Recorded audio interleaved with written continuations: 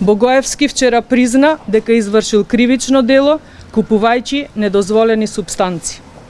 На снимка која излезе на интернет се слуша Богоевски, кој, како што пишуваат медиумите, нарачува половина грам кокаин. Дали набавувал кокаин или нешто друго, не ја менува суштината.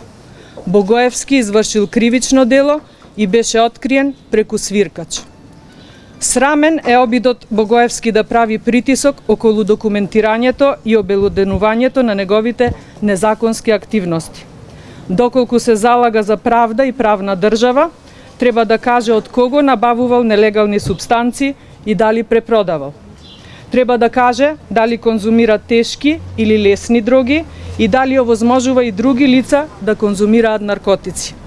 Треба да приложи листинг од телефонот за да се проверат детално сите комуникации. Почитувани, тој вчера де факто призна дека од позицијата пратеник во Собранието на Република Македонија континуирано во период од неколку месеци врши купување и посредништво при купување на наркотици.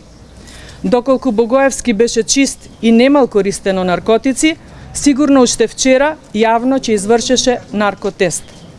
Почитувани, Богоевски со купување на недозволени супстанци, макар бил и половина грам за 2500 денари, извршил кривично дело, неовластено производство и пуштање во промет на наркотични дроги, психотропни супстанции и прекурсори од член 215 став 1 од Кривичниот законник, за кое е пропишана казна затвор од 1 до 10 години. Јавното обвинителство треба веднаш да покрене истрага против Богоевски, а Собранието мора да воведе посебни контроли за користење на наркотици.